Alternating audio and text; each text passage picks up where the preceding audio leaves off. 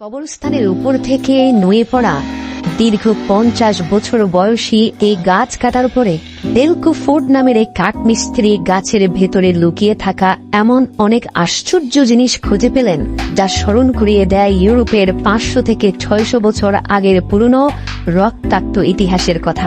আসলে এরকম এক একটি গাছ কালের সাক্ষী হয়ে যুগের পর যুগ টিকে আছে। এখনো পৃথিবীতে বিভিন্ন প্রান্তে আপনি এমন অনেক গাছ খুঁজে পাবেন যেগুলোর বয়স 600 কিংবা 700 বছর হয়ে গিয়েছে। এই গাছটি আনুমানিক 500 বছর পুরনো। তার মানে প্রথম এবং দ্বিতীয় বিশ্বযুদ্ধের সকল নারকীয় হত্যাযজ্ঞের সাক্ষী হয়ে আছে এই গাছ। যেহেতু এটা একটা গ্রেভইয়ার্ড বা কবরস্থান, তার মানে এই গাছ উপলব্ধি করতে পেরেছে কত শত কত হাজার মানুষের মৃত লাশ তার আশপাশে দাফন করে রাখা হয়েছে। কাঠমিস্ত্রি বেকো অত্যন্ত দক্ষ একজন কার্পেন্টার। তিনি জানেন কিভাবে বড় বৃহৎ গাছকে স্বয়ংক্রিয় করাত দিয়ে কাটতে হয়। তার কাছে দুটি করাত আছে। একটা করাতের ওয়াইড অনেক চওড়া, কম বেশি 5 থেকে 6 ফিট হবে, আরেকটা করাত মাত্র 3 ফিট। দুইটি সাপোর্ট নিয়ে তিনি আড়াআড়ি ভাবে অত্যন্ত দক্ষতার সাথে গাছটির মধ্যবর্তী স্থানে একটি ছেদ করলেন। তারপরে দেখা গেল গাছটির মধ্যখানে আসলে কোনো কাঠ নেই, পুরো অংশটাই ফাঁপা। তার মানে এই গাছটা অন্তত আরো 50 বছর পূর্বেই মৃত্যুবরণ করেছে। কিন্তু যেহেতু 500 থেকে 600 বছর পুরনো গাছ, সে তার নিজের স্ট্রেংথ হারায়নি, মৃত অবস্থায় অন্তত 50 বছর পড়েছে। কিন্তু এই মধ্যখানের ফাঁপা জায়গা যত বেশি অগ্রসর হচ্ছে, ততই ধীরে ধীরে আশ্চর্য এমন অনেক বস্তু দেখা যাচ্ছে যেটা সে কল্পনাও করেনি। তার মানে আজ থেকে 300-400 বছর আগে যখন যুদ্ধ বিগ্রহে অসংখ্য মানুষের প্রাণ ঝরেছে, নৃশংস হত্যাকাণ্ড হয়েছে, অথবা আজকের জামানার অত্যাধুনিক জ্ঞানে বিজ্ঞানে উন্নত ইউরোপিয়ানরা তৎকালীন সময়ে কত বেশি কুসংস্কারাচ্ছন্ন ছিল তা খুব ভালোভাবে উপলব্ধি করা যায়। বেকো দক্ষতার সাথে পুরো গাছটি কয়েকটি টুকরোয় বিভক্ত করল। আমরা দেখতে পেলাম দুপাশ থেকে সে তার করাত চালানোর পারদর্শিতা জাহির করছে। বিশেষ করে এক একটি টুকরো কোনোভাবে যদি স্লিপিং করে তার গায়ের দিকে চলে আসে, তাহলে 200 থেকে 250 কিলোগ্রাম ওজনের এক একটি টুকরো তার হাত পায়ের হাড় ভেঙে যাওয়ার জন্য যথেষ্ট। এরকম শতবর্ষী গাছ কাটতে পারাটা সে নিজের জন্য একটা সৌভাগ্যের বিষয় মনে করে। আর তাদের সিমেট্রি বা কবরস্থানগুলোতে যে গাছগুলো থাকে, সেগুলোকে পবিত্র গাছ বলা হয়। এই সকল গাছের সাথে মিশে আছে শত শতাব্দীর ইতিহাসের গল্প।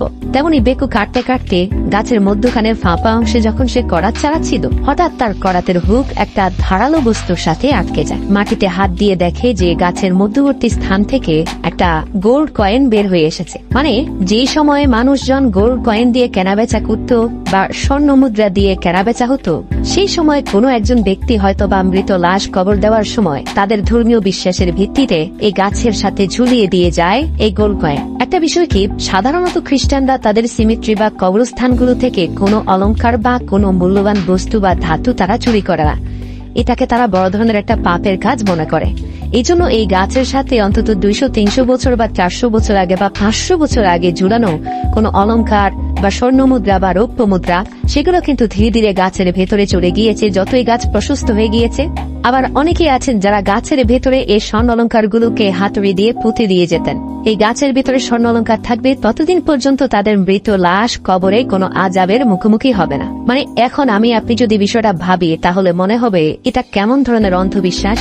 কিন্তু ভাই, আজকের জামানার ইউরোপ যারা জ্ঞান বিজ্ঞানে এত উন্নত, একসময় কিন্তু তারাও এরকম অন্ধ কুসংস্কারে বিশ্বাসী ছিল। আপনি দেখতে পাচ্ছেন বেকো 1 থলি স্বর্ণ মুদ্রা পেয়েছে। এগুলো সবই গাছের ভেতরে লুকানো ছিল। সে আরো আগ্রহ নিয়ে গাছের ভেতরের গর্তের মধ্যে পুরনো নষ্ট হয়ে যাওয়া কাঠের গুঁড়িগুলোকে কোষ করে বের করতে লাগলো। ধাপে ধাপে সে অনেকগুলো রৌপ্য মুদ্রা এবং স্বর্ণ মুদ্রা পেল, যেগুলো অন্তত 500 বছর পুরনো। এমন এমন কাপড়ের মধ্যে সেগুলো মোড়ানো রয়েছে যে কাপড় আজকের জামানায় আপনি কোথাও খুঁজে পাবেন না। এগুলো পৌঁছে গিয়েছে একদম ছাইয়ের মতো হয়ে, সে ধাতব বস্তুগুলোকে ধারণ করে আছে শতাব্দীর পর শতাব্দী। হ্যাঁ প্রিয় দর্শক, এটা ইতিহাস এবং কালের সাক্ষী। মানুষ চলে যায় কিন্তু তার স্মৃতি রয়ে যায়। এই পৃথিবীর বুকে আজ যারা রাজত্ব করছে, একসময় তারা ইতিহাস হয়ে যাবে।